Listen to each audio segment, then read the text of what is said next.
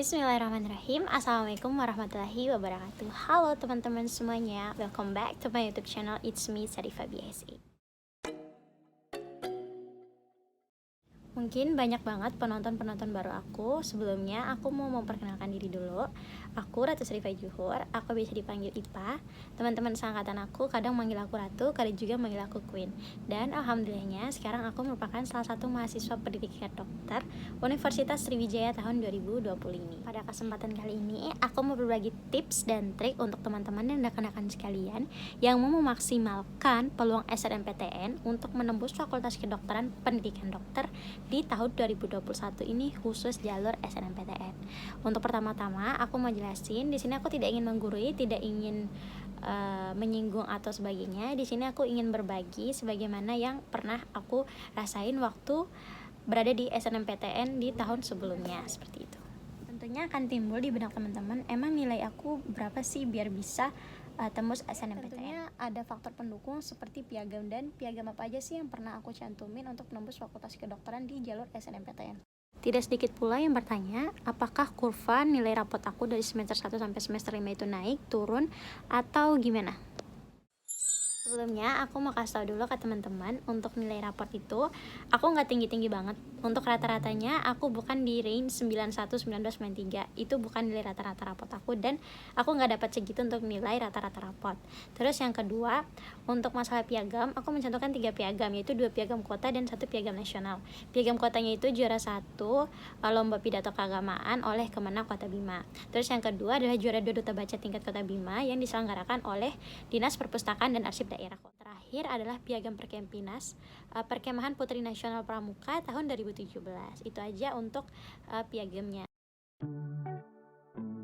Jadi kita mau bahas nih, gimana sih Kak tips dan triknya? Udah nggak sabar nih, apa sih tipsnya Kak? Gimana caranya? Kok bisa? Sebelumnya aku mau kasih tahu dulu nih ke teman-teman, buat yang mau SNMPTN, pastikan dulu nih teman-teman masuk pada pemeringkatan sekolah. Oke? Tipsnya, untuk tips yang pertama, perhatikan teman-teman harus mencari informasi tentang Fakultas Kedokteran sebanyak mungkin. Kalau bisa sebanyak-banyaknya, bisa tanya ke kelas kamu. Yang kedua, bisa cari di website atau internet, dan kita tinggal cari di Google. Terus yang ketiga, kamu bisa tanya nih ke guru-guru kamu, siapa tahu pernah ada alumni yang masuk Fakultas Kedokteran Pendidikan Dokter melalui jalur SNMPTN, namun di kampus yang jarang banget diketahui. Cari informasi sebanyak mungkin, pastikan kamu juga telah melihat akreditasi, passing grade, peminat, jarak dari daerah rumah kamu, terus biaya yang dikeluarkan, terus lingkungan sekitarnya itu aman atau enggak. Dan aku mau kasih tahu nih ke teman-teman universitas mana aja yang peminatnya sedikit. Dan untuk itu jangan lupa like, comment, share, and subscribe. Aku bakal buat di YouTube selanjutnya. Oke? Tapi aku mau kasih bocoran dulu nih. Teman-teman bisa lihat yang pertama ada UPN Veteran Jakarta. UPN Veteran Jakarta ini ternyata punya fakultas kedokteran loh, dan akreditasinya itu B. Yang kedua, di Bali itu selain dari ada Udayana, ada namanya Undiksa, Universitas Pendidikan Ganesha. Dan sekarang dia sudah punya fakultas kedokteran. Selain itu, untuk yang dari jalur sekolah Kementerian Agama atau Kemenak, bisa juga melalui UIN Makassar. UIN Makassar sekarang sudah punya fakultas kedokteran loh, tetapi akreditasinya masih C.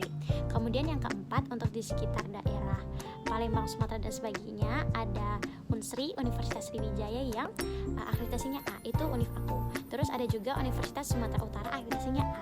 Universitas Lampung, Universitas Andalas, Universitas Syekh Kuala dan sebagainya.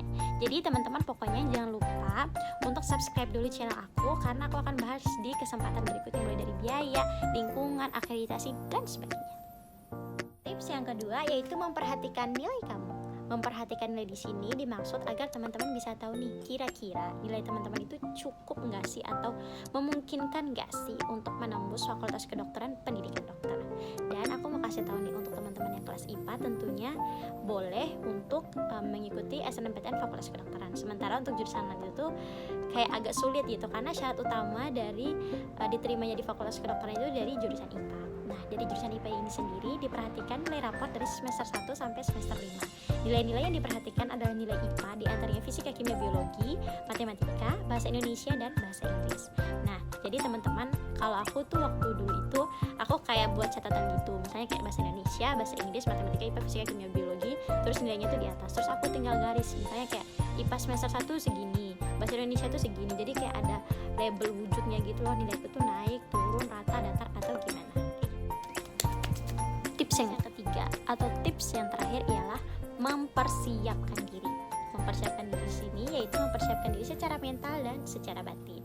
Secara mentalnya itu kamu harus siap nih dengan nilai-nilai yang kamu punya, mempersiapkan pula kamu punya piagam dan sebagainya yang bisa menjadi pendukung nih untuk kamu masuk ke Fakultas Kedokteran Pendidikan Dokter. Terus mempersiapkan mental ini itu dengan cara beribadah sebaik-baiknya, beribadah sekencang mungkin, sebanyak-banyaknya.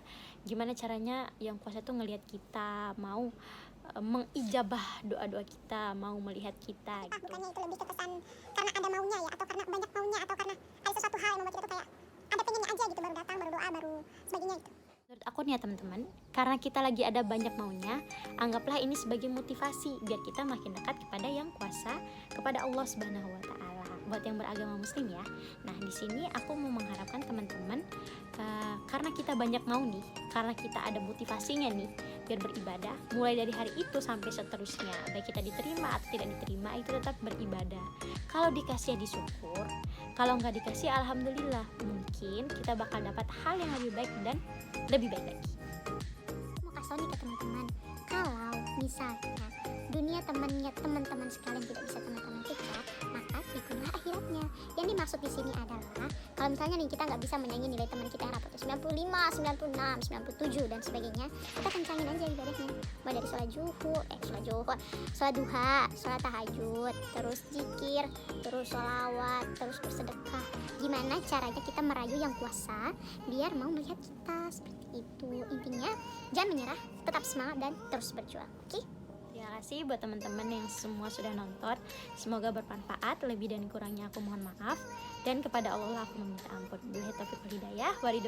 Wassalamualaikum warahmatullahi wabarakatuh. Semangat!